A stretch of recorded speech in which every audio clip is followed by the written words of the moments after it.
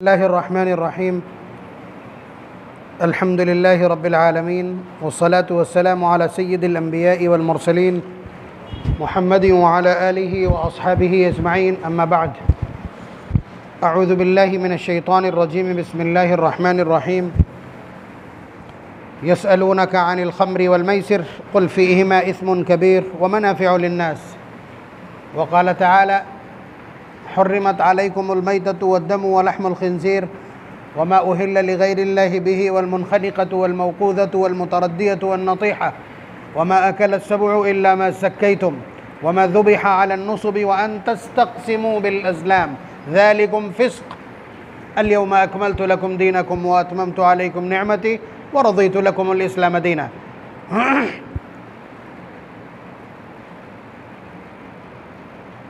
मुझसे अभी इसी हफ्ते फ़र्रुखाबाद के कुछ नौजवानों ने एक जगह सवाल किया कि ये ड्रीम 11 क्या है, क्या इस पर पैसा लगाना या इसको खेलना या टीम बनाना जायज़ है।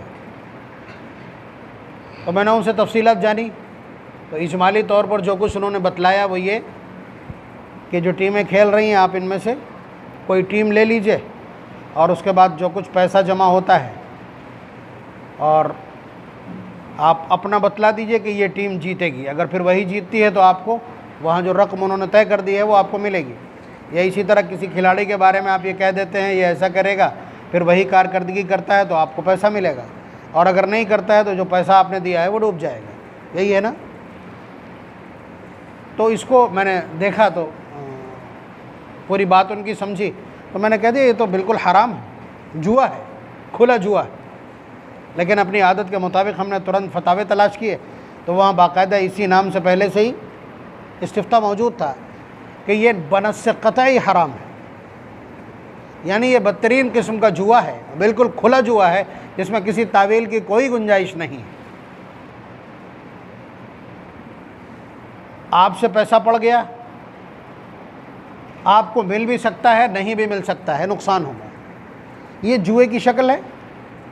आप बतलाइए जिस चीज़ को आप जुआ कहते हैं, जो आप ताश खेलने पर लगाते हैं, जो आप लूडो खेलने पर लगाते हैं, जो आप नर्दशेर पर लगाते हैं, जो आप शतरंज पर लगाते हैं, जो आप कैरम पर लगाते हैं, जो आप सट्टे में खेलते हैं, जो आप लॉटरी में करते हैं, ये सब कुछ है क्या? यही शक्ल यहाँ मौजूद है।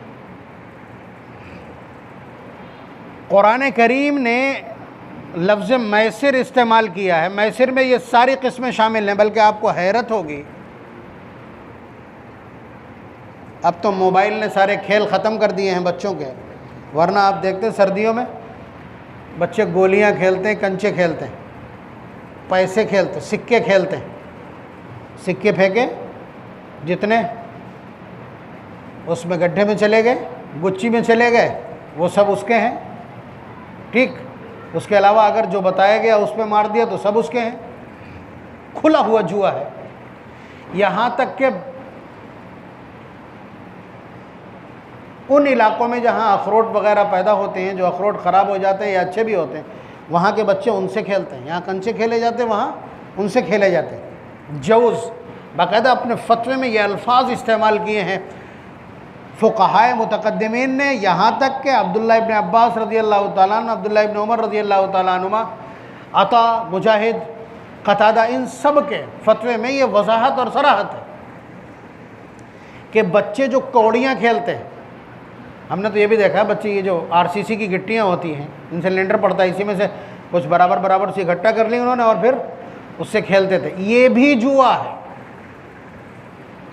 आप समझिए, इसलिए कि ये इसी से शुरू होगी, आगे कारगुजारी इसी से शुरू होगी। नर्दशेर जो शतरंज की एक किस्म है, इसकी बहुत सारी किस्में राइज हैं। कैरम भी वही है, वो लकड़ियाँ लोग रख लेते हैं निशान बना के, वो भी वही है। ठीक है, और शतरंज और लूडो भी वही है, जिसमें गोटें बसी जाती हैं, वो सब नर्दशेर और शतरंज कहलाता है।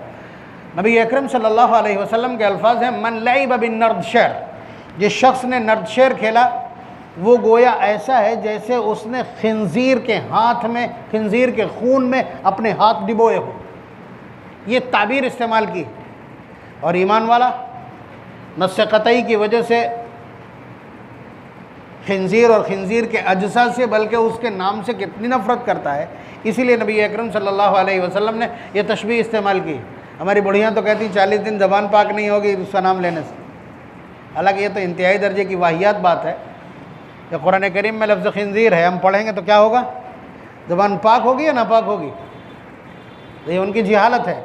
लेकिन कम से कम इससे ये समझ में आता है कि हमारे समाज में खिंजीर के ताल्लुक़ से परिपेक्ष क्या इस्तेमाल होता है, पस मंज़र क्या है।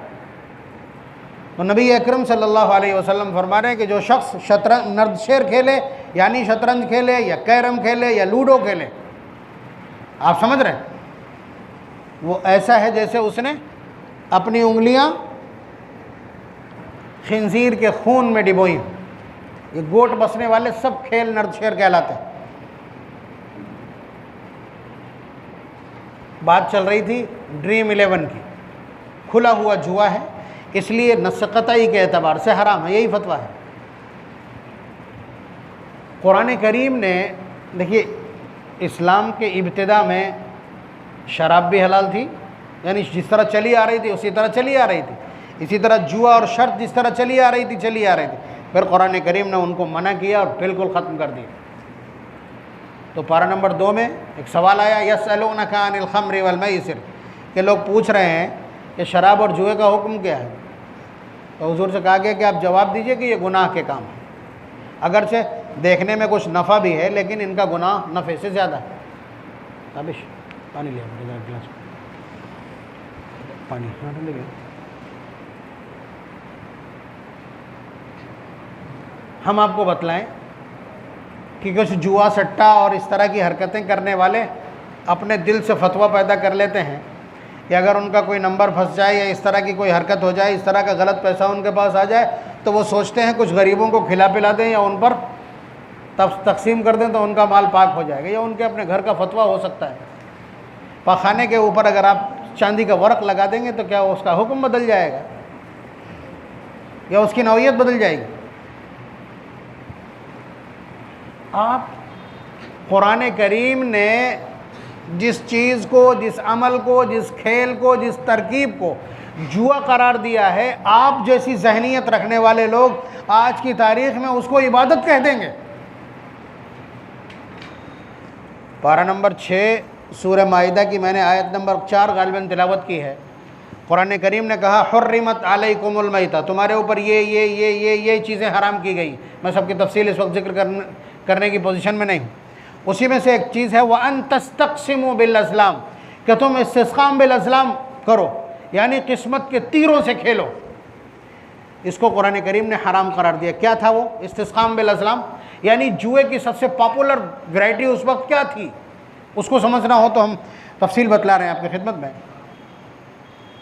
काबतुल्लाह में 10 तीर रखे हुए थे, उनमें हिस्से लिखे थे, 7 में हिस्से लिखे थे, किसी में 1, किसी में 2, किसी में 3, इस तरह से हिस्से लिखे हुए थे। और 3 तीर खाली थे, 3 तीर खाली थे। क्या होता था उसका, आप अंदाज़ा कीजिए।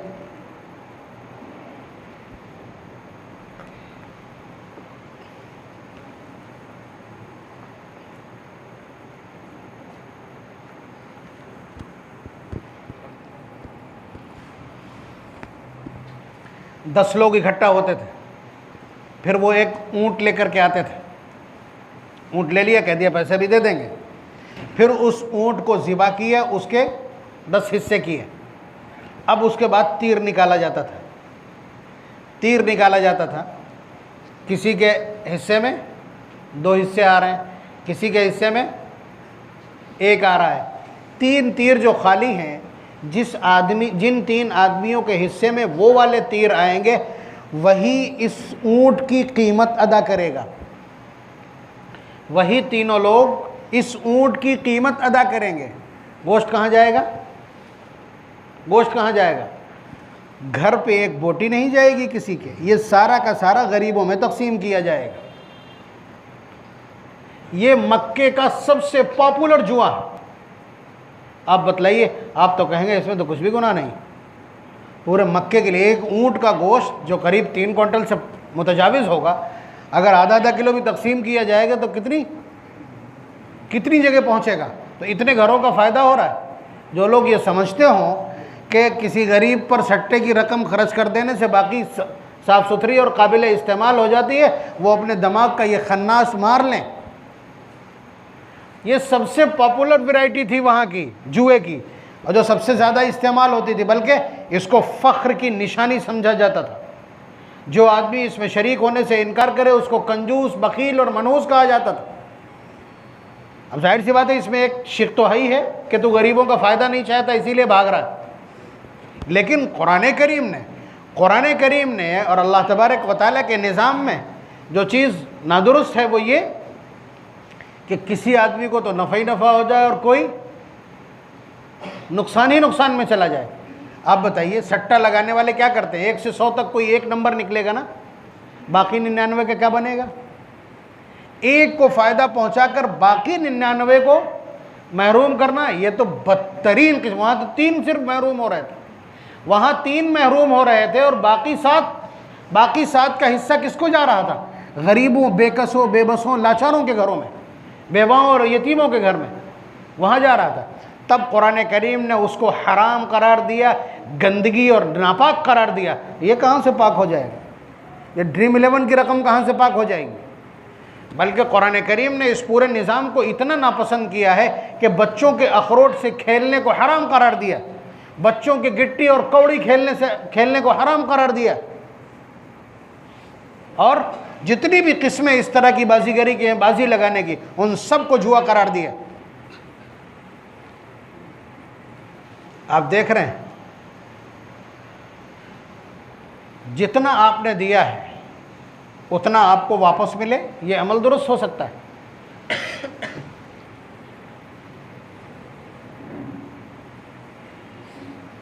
तो जहां कहीं भी इस तरह के और नफ़े और नुकसान दोनों की शक्लें मौजूद हों, वो सारे के सारे जुए की कबील से हैं, सारे के सारे जुए की कबील से। आपने कोई चीज़ डाली ही ना हो और फिर उधर से आपकी कारकर्दगी की बुनियाद पर कुछ मिलता है तो वो इनाम कहलाता है। मिल भी सकता, नहीं भी मिल सकता है, मैं शक्ल बता रहा हूँ उसमें। मसलन कोई टूर्नामेंट हो रहा है, अगर फ़ीस आपने जमा की है तो फिर इनाम वो जुआ कहलाएगा। और अगर आपने फ़ीस नहीं दी है, फ़ीस नहीं जमा की, एंट्री फ़ीस आपसे नहीं ली गई, अब फिर उसके बाद आप खेलते हैं, मैच खेलते हैं, कोई भी मैच खेलते हैं, और उसके बाद उस पर आपको इनाम दिया जाता है। जाहिर है आप फाइनल में पहुँचें या ना पहुँचे, दोनों चीज़ें मौजूद हैं, लेकिन इसमें आपने लगाया तो कुछ नहीं है ना। वो इनाम मिलेगा, कारकर्दगी कर पाएंगे तो मिलेगा, नहीं कर पाएंगे नहीं मिलेगा। लेकिन यहाँ आपकी तरफ से अगर यही इसी ड्रीम 11 में अगर आपकी तरफ से कोई पैसा ना लगे और फिर उसके बाद आपके अंदाजे पर आपको अगर ऐसा होता है तो ये इनाम कहलाएगा, ये जुआ नहीं कहलाएगा। इसी तरह से मतलब कोई भी शर्त हो, जैसे हम लोग शर्त लगाते हैं ना कि अगर ऐसा हो गया तो इतने रुपए देंगे वरना इतने लेंगे, हराम है, हराम है ये। इस तरह की कोई भी शर्त हराम है, कोई भी किस्म हो, चाहे वो फुट जोड़ा हो और चाहे वो हेड और टेल हो, कुछ भी हो, ये सब जुए की कबील से। और कुरान करीम क्या चाहता है? इंसानों के पेट के अंदर एक लुक़मा भी हराम का नहीं जाना चाहिए। आप जानते हैं कि अल्लाह ताला की बहुत सारी मखलूक़ात हैं, हमारा आकलन या हमारी मंजिल या हमारा जो ठिकाना है या हमारी जो कैटेगरी और मेरिट है वो कैसे तय होगी? आमाल की बुनियाद पर। देखिए, इंसान को जो चीज़ें आउटस्टैंड करती हैं, इंसान को जो चीज़ें, जो सिफ़ात, जो एडजेक्टिविटी उसको दीगर मखलूक़ात से आउटस्टैंड करती है, आला बनाती है, मुमताज़ करती है, उसमें कुरान करीम ने जो चीज़ बयान की है वो रिज़्क़ तय्यब है। पारा नंबर 15 सूरह बनी इसराइल देखें, वलक़द कर्रमना बनी आदम व हमलनाहुम फिल बर्रि वल बहर व रज़क़नाहुम मिनत तय्यिबात, कि हमने बनी आदम को बाइज़्ज़त बनाया है, हमने उसे सम्मान दिया है, उसे सर्वसम्मानित बनाया है।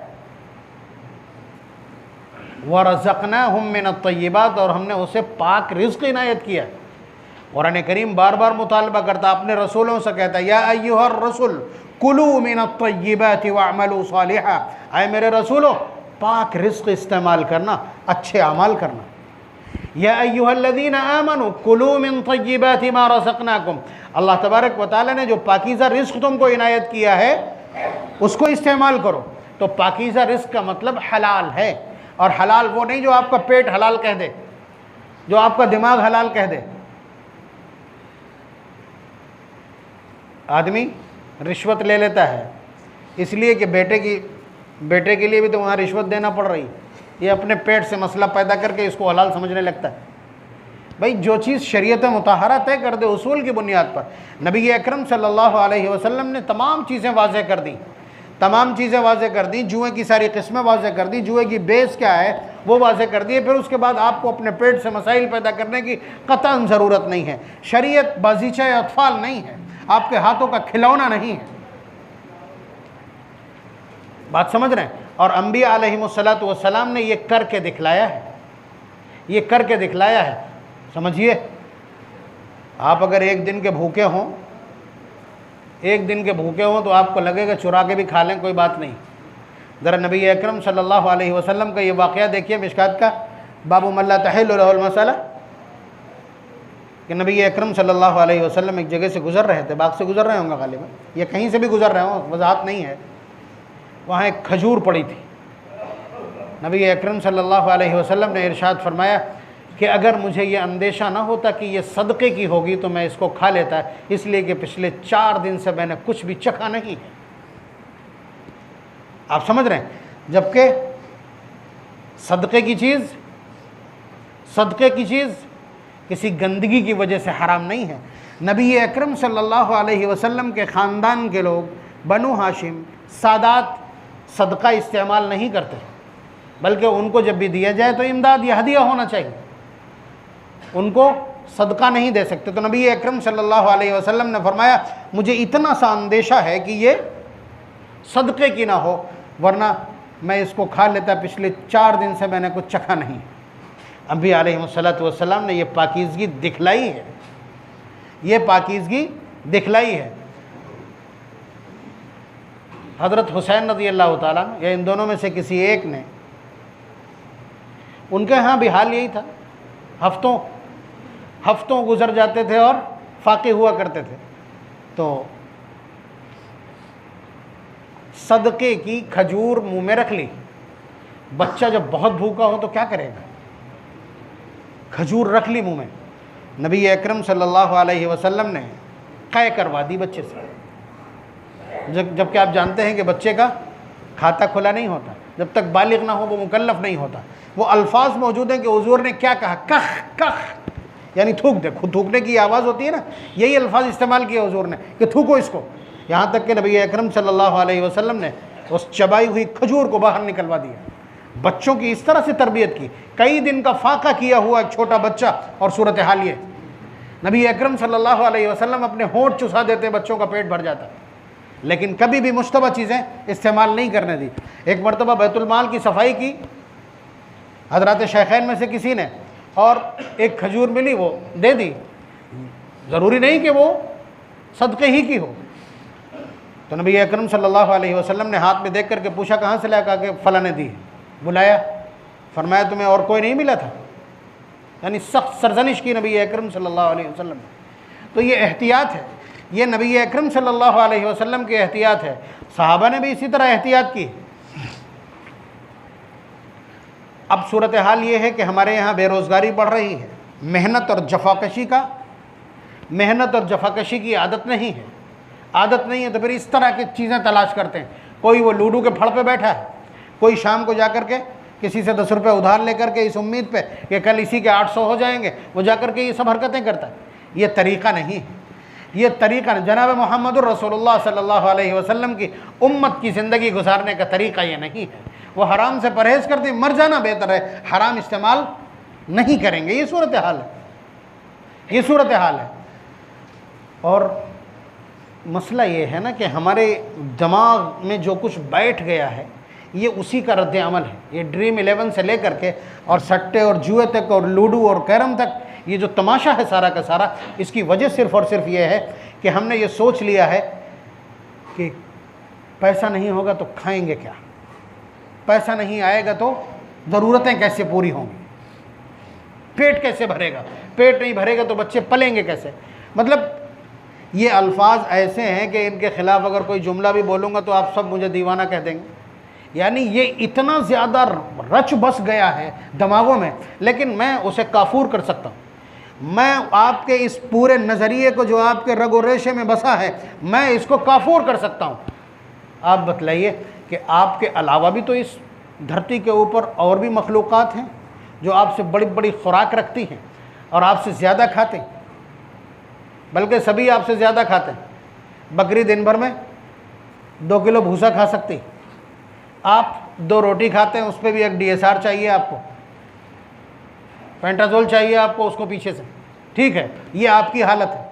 हाथी 50 किलो खा जाता है एक ही बार में, एक पूरी फांदी करने की खा जाता है, 30 किलो बाहर निकाल देता है वो। बात समझ रहे हैं आप? लेकिन मुझे बतला दीजिए, एक इंसान के सिवा बाकी कौन है जो कमाता है?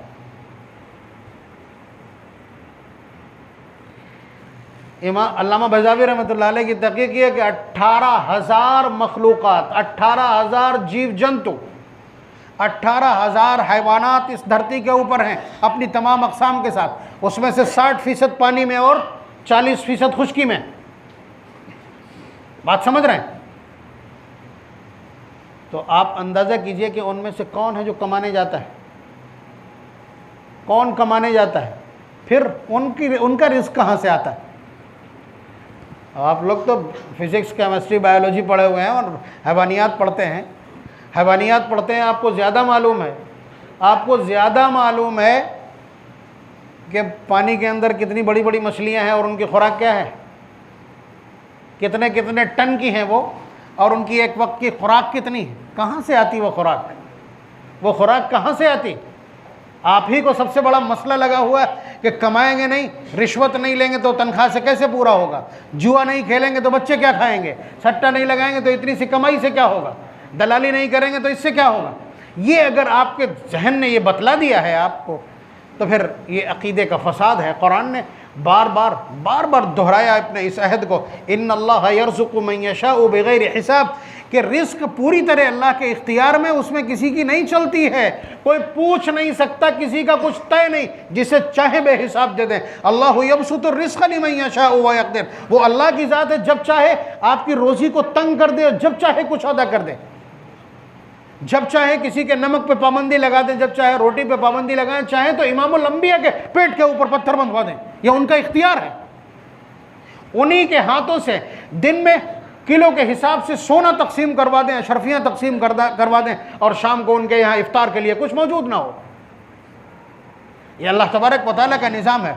तो आप ये बतलाइए, अगर आज आपको ये खप्त है कि कमाएंगे नहीं, नमाजी पढ़ते रहेंगे तो खाएंगे क्या, अल्लाह को याद करते रहेंगे तो खाएंगे क्या, हलाल हलाल चिल्लाएंगे तो फिर घर की ज़रूरतें और औरतों का ये फैशन कहाँ से होगा?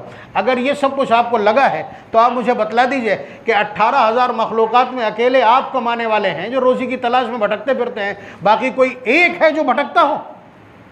छोड़ दीजिए अपनी उस भैंस को जो दिन भर में 30 किलो भूसा खाती, देखिए शाम को पेट भरा हुआ आएगा कि नहीं। और कितने इसी शहर के रहने वाले हैं जो अपनी गाय खोल देते हैं और शाम को वो पेट भर के घर पे वापस आती, दूध दूह लेते हैं खाली उसका। तो आप बतलाइए बाकी का रिस्क कहाँ से आता है? ये सारी दलीलें जिंदा हैं कि तुमसे ज़्यादा खुराक वालों को, 1-1 क्विंटल खाने वालों, 2-2 क्विंटल खाने वालों को हम रसद पहुँचा देते हैं, रिस्क पहुँचा देते हैं और पता भी नहीं चलता। तुम्हारे लिए हराम और हलाल की हुदूद तोड़ना ज़रूरी है रिस्क के लिए। तो अगर ये खप्त कहीं ये खन्नास दिमाग में है तो सब कुछ सामने मौजूद है, सब कुछ सामने मौजूद है।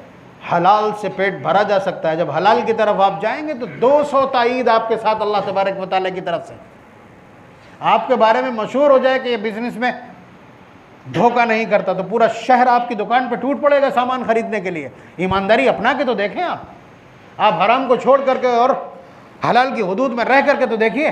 अल्लाह तबारक व तआला के ये अल्लाह तबारक व तआला पर ये बिला वजह का ब्लेम कि हराम नहीं करवाएंगे, झूठ नहीं बोलेंगे, रिश्वत नहीं लेंगे या सूद का पैसा नहीं लगाएंगे तो कमाएंगे कहाँ से? जो ऐसा नहीं करते वो क्या भूखे मर रहे हैं? जानवर नहीं ऐसा करते, पेट कहाँ से भर रहा उनका?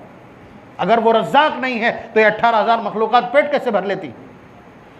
इसलिए ये खप दिमाग से निकाल दें कि ड्रीम 11 खेल करके आप 56 करोड़ के तिहाई पा जाएंगे और बहुत, या सट्टा लगा करके या लूडो खेल के या शतरंज खेल के या कैरम खेल के या लॉटरी और बॉन्ड और ये फलाना फलाना करके हराम की रकमें लेकर के आप अपने घर में चमक दमक पैदा कर लेंगे। ये अल्लाह तबारक व तआला के पैरेलल अपना नज़रिया खड़ा करना है जो इंतहाई दर्जे की गुमराही है और इंतहाई दर्जे की मक्कारी और अय्यारी है और इंतहाई दर्जे की मासियत है। अल्लाह तबारक व तआला हम सबको समझ, खिरद, दानिश और बसीरत इनायत फरमाए कि हम हलाल और हराम के बीच तमीज़ कर सकें, हलाल के ज़रिए अपनी नस्लों की परवरिश, अपनी औलाद की परवरिश करें और हराम से परहेज़ करने की कोशिश करें। वाखिर दावाना अल्हम्दुलिल्लाहि रब्बिल आलमीन।